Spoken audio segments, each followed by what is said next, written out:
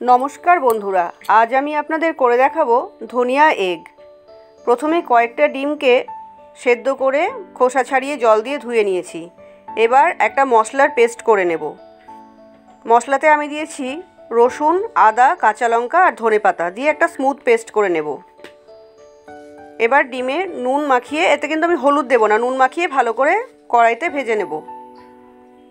এই জন্য কড়াইতে অল্প সরষের তেল দিয়েছি, দিয়ে ডিমগুলোকে হালকা করে ভেজে নেব।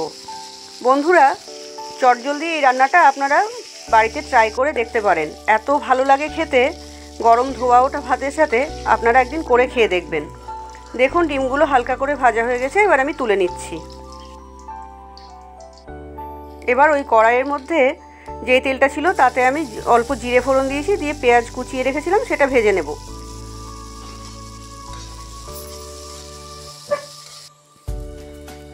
দেখুন পেঁয়াজটা ভালোভাবে ভাজা হয়ে গেছে, পুড়িয়ে ভাজিনি কিন্তু, হালকা গোল্ডেন ব্রাউন করে ভেজে নিয়েছি। দিয়ে মশলার ওই পেস্টটা দিয়ে এবার কষিয়ে নেব যতক্ষণ রসুনের কাঁচা গন্ধটা না যায়।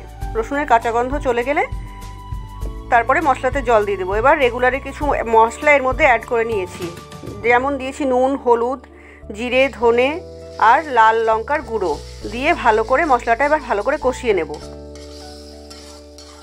দেখুন মশলার কালারটা চেঞ্জ হয়ে গেছে আর তেল ছেড়ে দিয়েছে। এবার আমি একটু জল মিশিয়ে দেব। জল দিয়ে দিয়েছিলাম, জল দিয়ে এবার ঝোলটা ফুটে উঠেছে।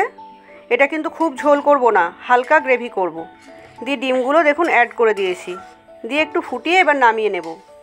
বন্ধুরা, আপনাদের কেমন লাগলো আমাকে অবশ্যই জানাবেন। তৈরি হয়ে গেছে ধনিয়া এগ।